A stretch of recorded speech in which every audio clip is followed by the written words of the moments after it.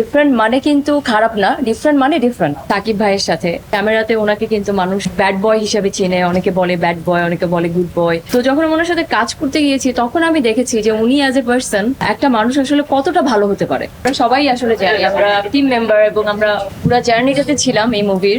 আর Russo আমাদের director, এবং এমন একটা জনরার মুভিও চেষ্টা করেছে, ইন্ডাস্ট্রিকে নতুন আসলে উপহার দিয়েছে। অবশ্যই এটা একটা অ্যাকশন ফিল্ম না বা লাভ স্টোরি না বা থ্রিলার না, একটা নতুন মিউজিক্যাল মুভি, এবং কমপ্লিটলি বাংলাদেশের জন্য এটা একটা খুব নতুন টাইপের একটা মুভি। এবং সেই নতুন একটা জিনিসকে মানুষের অ্যাকসেপ্ট করতে অবশ্যই সময় লাগবে। নতুন মানেই ডিফারেন্ট, এবং ডিফারেন্ট জিনিসের সাথে আমরা কেউই আসলে এত কমফোর্টেবল না। স্যান্ডেলিনা সো, রূপচর্চায় আভিজাত্য।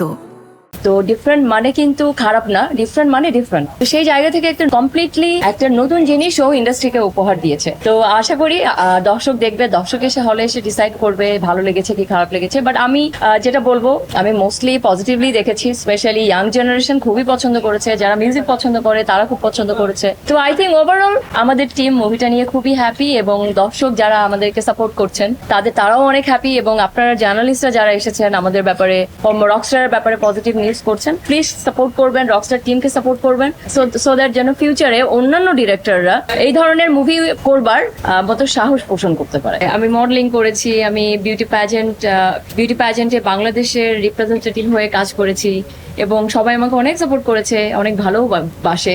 ওটার পরে আমি আসলে অ্যাক্টিংটা কন্টিনিউ করতে চেয়েছিলাম, এবং অ্যাক্টিং এর জায়গাতে যখন আমি আমার ফার্স্ট কাজ আমাদের মেগাস্টার সাকিব খানের সাথে অফার পেয়েছি, এবং of course thanks to Rusho, Swarna and everyone টিমে যারা আছে।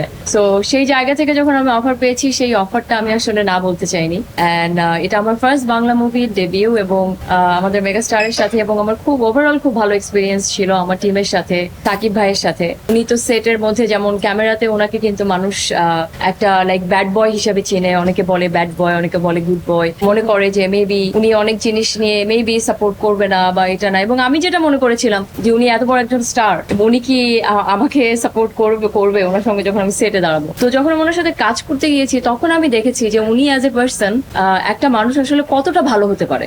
এবং উনি কিন্তু রিহার্সাল করেছে, উনি আমাকে বলেছে এটা এভাবে না এভাবে করো, যেটা রুশো বলছিল যে সবকিছু ডিসকাস করে নিয়েছে। তো ওই জায়গা থেকে আমি আসলে ওনার সাথে কাজের এক্সপিরিয়েন্সের জায়গা থেকে বলবো যে I had a great experience with him.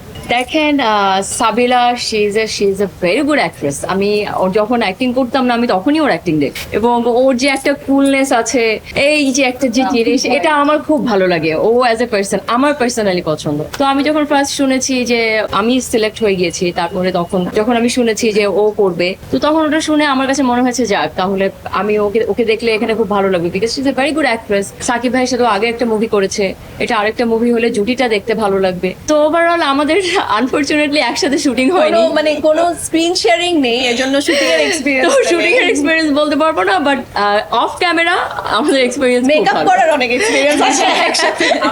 আমাদের একসাথে আমরা একই জায়গা থেকে অনেক সময় মেকআপ করি, সো আমাদের দেখা যায় সেখানে গিয়ে অনেক রকম অনেক গসিপ করা হয়, কথা বলা হয়, সো সেই এক্সপেরিয়েন্সটা আছে।